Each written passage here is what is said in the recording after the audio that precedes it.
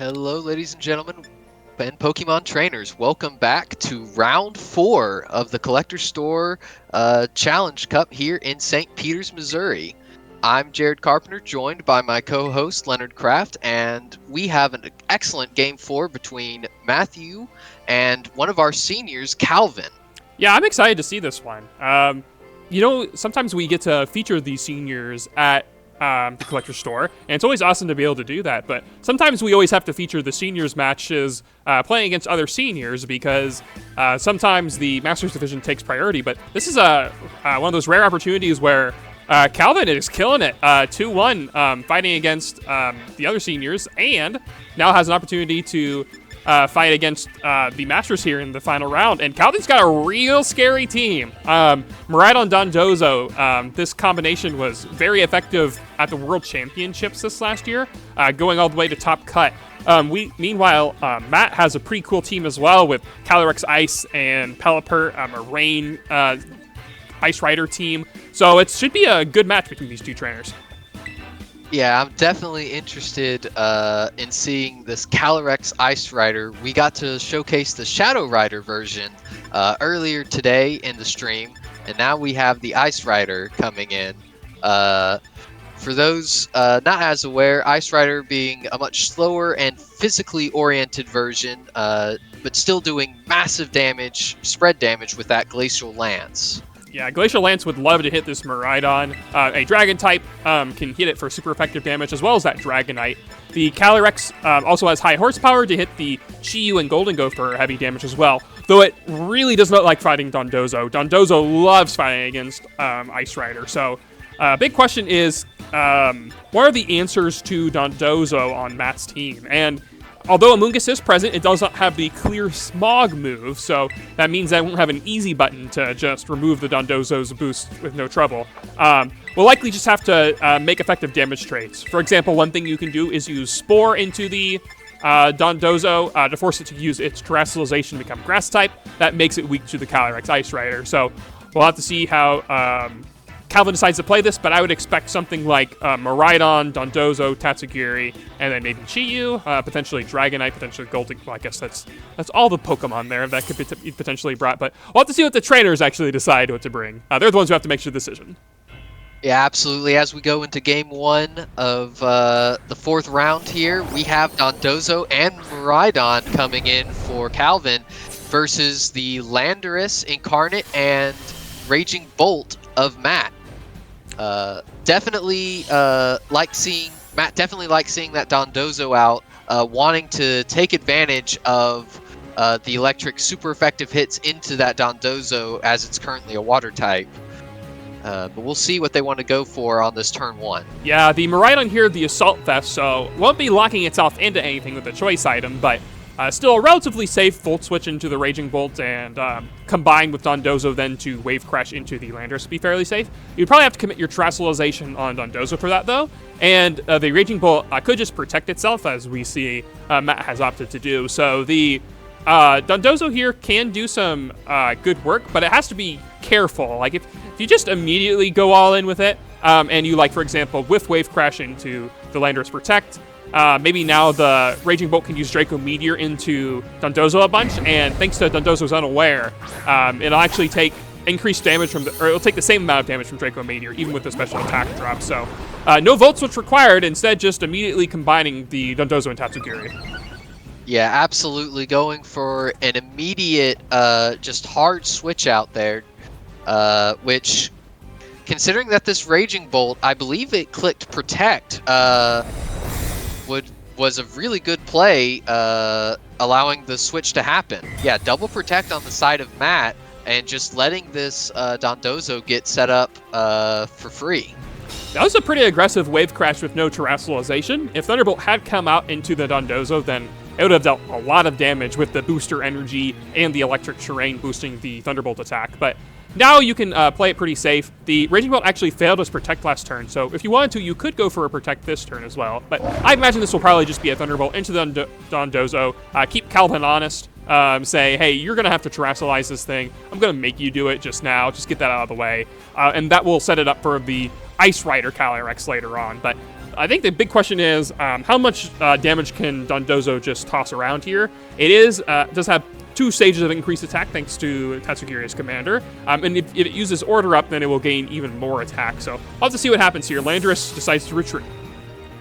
Yeah, and like you were saying before the match, Amoonguss is coming out wanting to help force that terrestrialization into a grass type. Like we see here, the Dondozo becoming a grass type, becoming immune to the Spore, and becoming resistant to the electric type attacks thrown out by this Raging Bolt. But it will make it more vulnerable to the Glacial Lance of the Calyrex-Ice Rider in the back. A really solid play here. Just an Order Up into the Raging Bolt saying, forget you, your Landorus isn't staying in. The Raging Bolt goes for a Thunderbolt into the Dondozo and does basically nothing. Does not even get the paralysis for its trouble. So now Dondozo very eager to use Order Up again. That would give it another attack boost, or just Earthquake. That would pick up the Raging Bolt. The Raging Bolt is that Terra Electric, so it cannot Terastallize away from that Earthquake damage, and the only thing that can really switch in safely on Earthquake is Landorus, and Landorus doesn't do a whole lot to the Dondozo in return. Landorus may be slower than Dondozo, we don't know for sure. If the Landorus is slower, then Wave Crash will just knock it out in a single hit.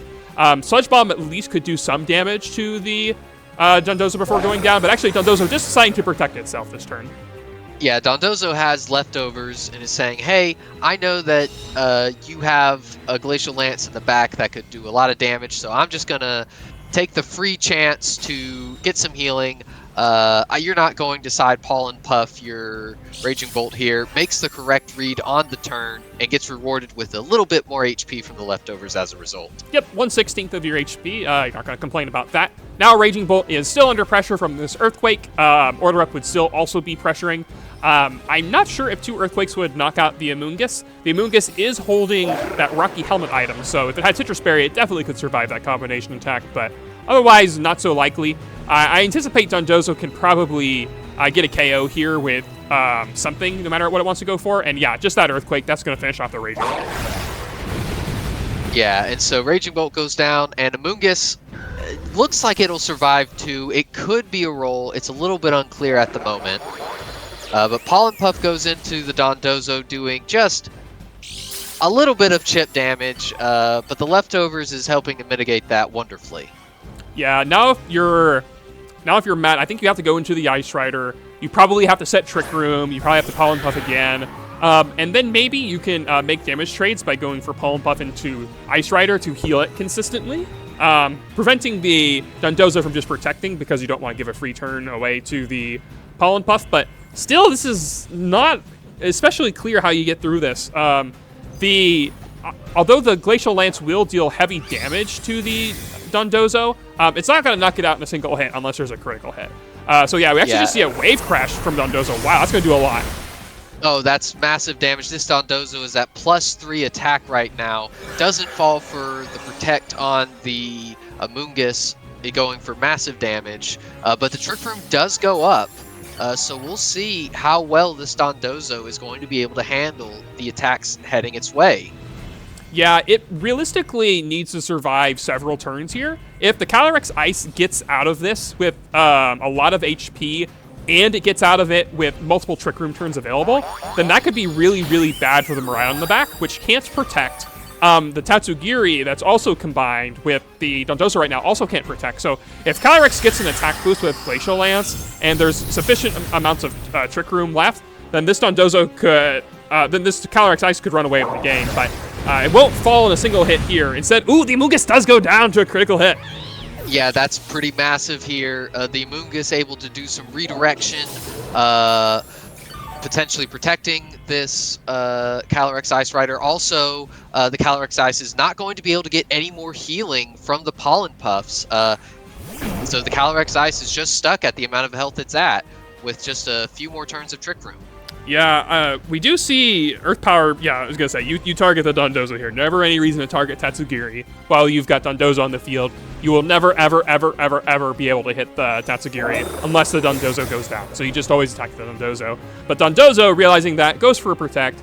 It will definitely take no damage from this Glacial Lance on this turn. The big question is, does Glacial Lance pick up a KO on Dondozo? If it does, or if Landorus's Earth Power is enough to give it the extra boost that it needs, then you like it if you're Matt, but otherwise you could be in real trouble if this Glacial Lance fails to pick up a knockout and Dondozo retaliates with an attack into either of these Pokemon.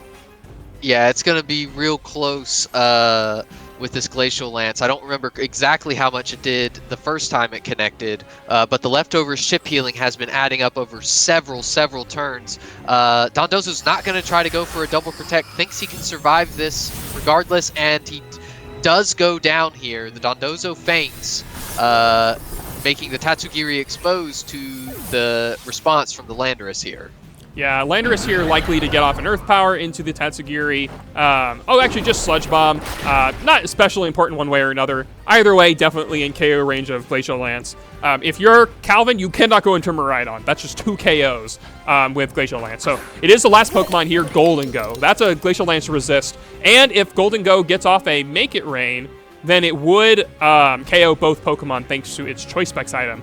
However, you also have to be aware of Calyrex-Ice just going for high horsepower into the Gholdengo. And because the Tatsugiri is Choice Scarf, it will fall to a follow-up Earth Power. So I'd still say that this is Matt's favor, but you have to get these turns exactly right. If you don't get 2 KOs here, I think you're in big trouble.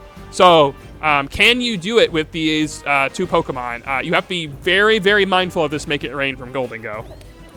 Yeah, absolutely. Like you said, they are definitely trying to math out, both of these players trying to math out, with the Trick Room about to end, how do we maximize it to our advantage before the speed stats revert back to normal. We see a Terra Poison coming out from the Calyrex-Ice Rider, hoping to not be weak to the potential Make It Rain. We see that Glacial Lance come out, does take out the Tatsugiri and do good damage to this Gholdengo. We don't know the speed interactions between the Landorus and the Gholdengo though. And here comes the Make It Rain, doing massive damage to the Landorus and taking out the Calyrex here. Yeah, that's huge. Yeah, that's huge. Calyrex goes down. Landorus will probably retaliate with a KO on this, and Gholdengo as well. Yes, absolutely. But it becomes a 1v1 Miraidon versus low health Landorus. Yeah, and Miraidon's going to win that every time with no Trick Room remaining. Even if the Miraidon was slower than the Landorus somehow. I don't know if an Earth Power would just one-shot Miraidon with its Assault Vest item. Yeah. So Dazzling Gleam here is an easy click. You can even go for Draco Meteor if you want to stunt, but I wouldn't do that. No, I think Draco Meteor could be a throw 10% of the time. That's. Oh my gosh, it's Draco! He goes for it. Oh man, this. So we do get to see that Earth Power does not get the KO, but fortunately for Calvin, the Draco Meteor is not locked in, but he goes for it again. The Mad Lad just wanting to stunt on Matthew here. He does connect it, doesn't get the 10% mischance both turns in a row, and does take game 1. Well, yeah, Draco Meteor definitely gonna do enough there. Maybe just where a Dazzling Gleam wouldn't do it, but yeah, that was a scary one. Maybe even a Sandsear Storm in response. A Sandsear is slightly stronger than Earth Power. Maybe with the single target, maybe it would have done enough, but probably not. I think the Miraidon was always going to survive, unless there was a critical hit there. Statistically, Calvin was going to win that one, but definitely making you hold your breath there at the end. Hopefully, Calvin next game clicks Dazzling Gleam in those endgame situations, or else we'll go crazy again. Yeah, really good game from Calvin, our senior, representing pretty well here.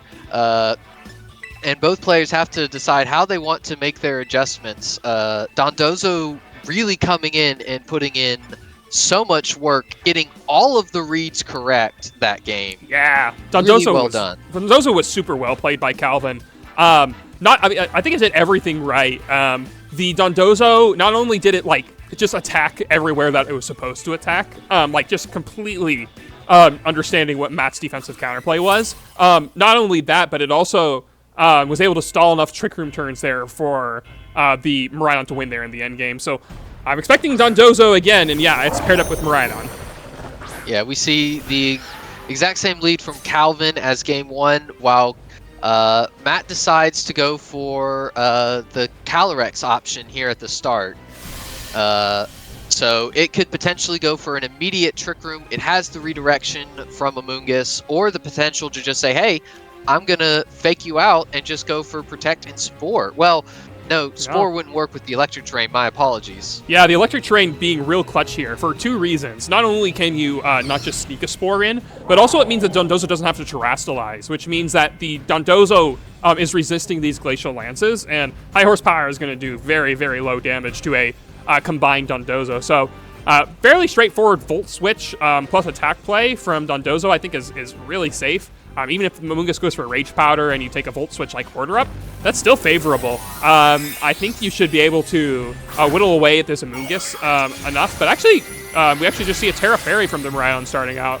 Again, doesn't need it on the Dondozo, so using it on Miraidon to potentially be able to take a Glacial Lance and Trick Room later. We actually see Dondozo just playing it safe this turn and going for Protect. Yeah, I expect to see some really big damage drop by this Miraidon into this Amoonguss this turn. No, instead choosing, hey, I predict that you're going to try to do something like a Rage Powder, and I'm just going to get some chip damage on your Calyrex as it sets up Trick Room. Yeah, still not too bad. If you're Calvin, I think maybe Draco Meteor would have been a bit more impactful. You're likely to switch the Miraidon out this turn anyway into Tatsugiri. You could stay in, though. It wouldn't be unreasonable to stay in with your Miraidon and just launch another Draco. You're not going to go down to a Glacial Lance, Pollen Buff combination attack. So you can just do that. Alternatively, you could go for Volt Switch as well into your Tatsugiri and combine that way. Either way, I think if Miraidon gets a big Draco off into either of these Pokemon, it's really, really good for Calvin. And it just makes the Dondozo, which was so effective in Game 1, even more effective now. The Raging Bolt is a good adjustment here, though. Without Terrestrialization available on the Dondozo, it means Raging Bolt will be a lot more threatening. Yeah, absolutely. And we do see the Miraidon switch out into what is likely to be that Tatsugiri, and there it is, coming out, giving massive boosts over to the Dondozo.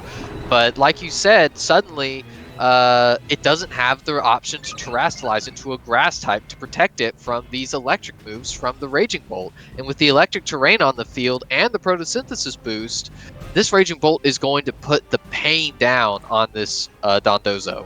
And first, I'll have to take a Glacial Lance for it, but Dondozo should be just fine taking that. Yeah, just tickles the Dondozo. Dondozo responding with a Wave Crash. Is that enough to pick up the Ice Rider? It is not. No, not quite. So we have Dondozo locked in, getting some chip healing with leftovers, doing so much work in Game 1. But we'll see what comes out of this next turn.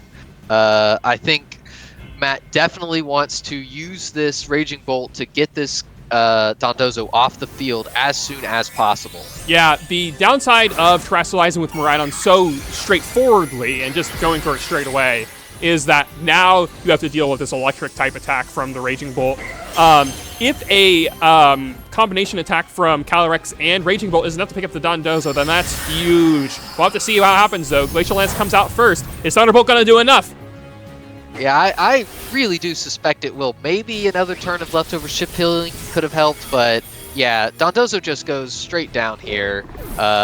Nowhere near as much impact in this game as it was in Game 1. Yeah, night and day for this Dondozo. The Dondozo also going down so early and not even attempting another Protect there means that there's more Trick Room turns available for Matt, and that's pretty huge, right? The Miraidon has just Terrastalized, and so a Thunderbolt and Glacial Lance into that slot is a KO. There is nothing that can switch in on that. Every single Pokemon on Calvin's team will go down, and Tatsugiri is the Choice Scarf and will not be able to knock out Raging Bolt in a single hit with anything. Muddy Water Act Drop is probably the best that you're going to get out of it. So, yeah, super, super favored for Matt right now. Calvin is probably going to have to start thinking about Game 3.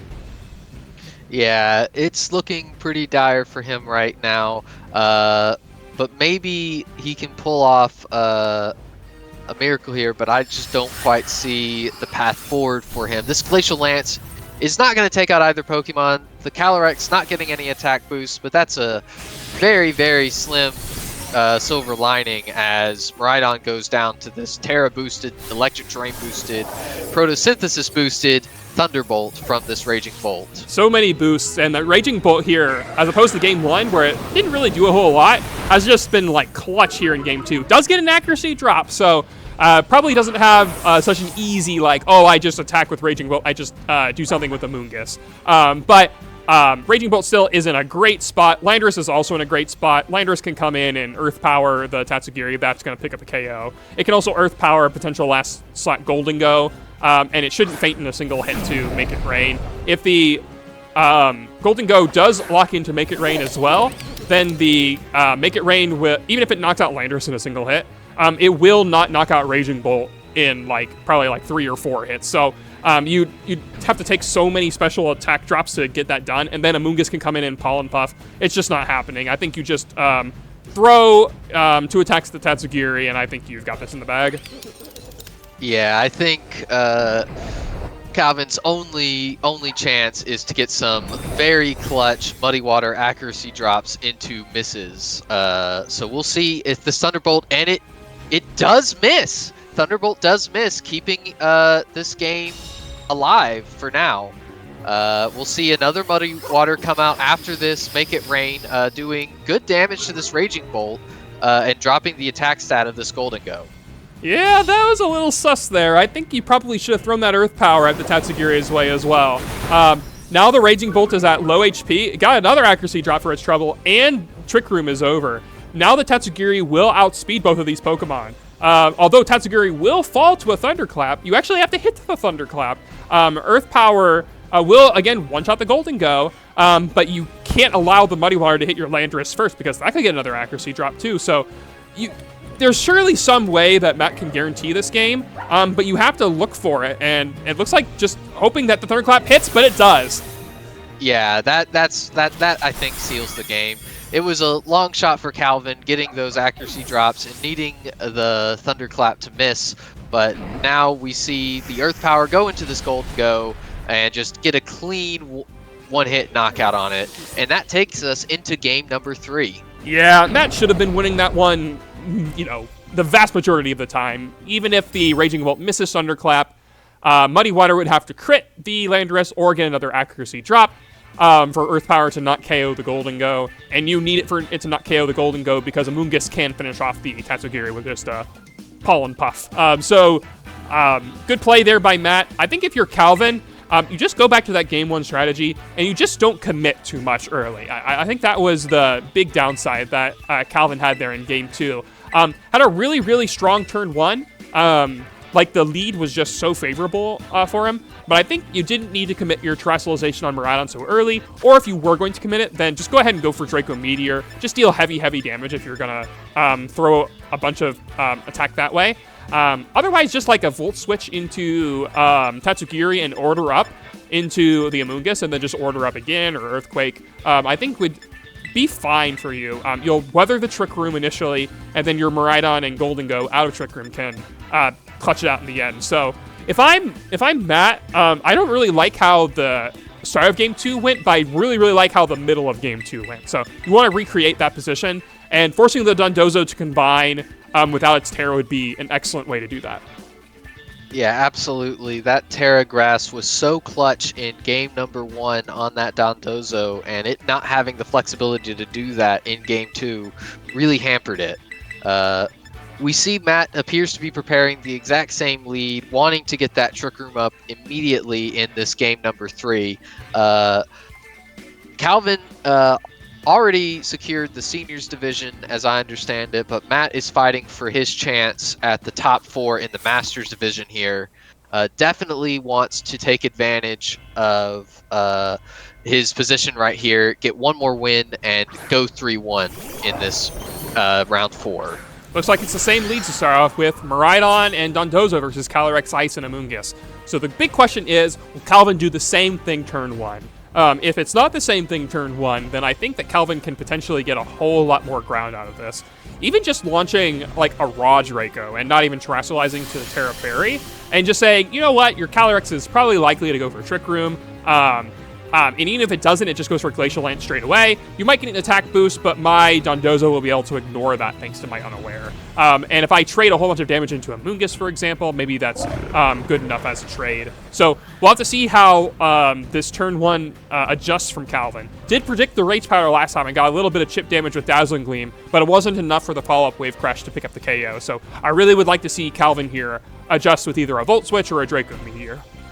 Yeah, the knowledge from Game 2 that Terra Fairy Dazzling Gleam into Dondozo with Tatsugiri in its mouth using that Wave Crash isn't enough to take out the Calyrex. That's massive knowledge here in Game 3. And we see an immediate switch, mirroring Game 1, deciding, hey, I'm not going to use up my Terra so early. I'm going to immediately get my Commander boost going. Tatsugiri hopping into Dondozo's mouth, getting a boost, and we will see what happens as the Calyrex sets up another Trick Room.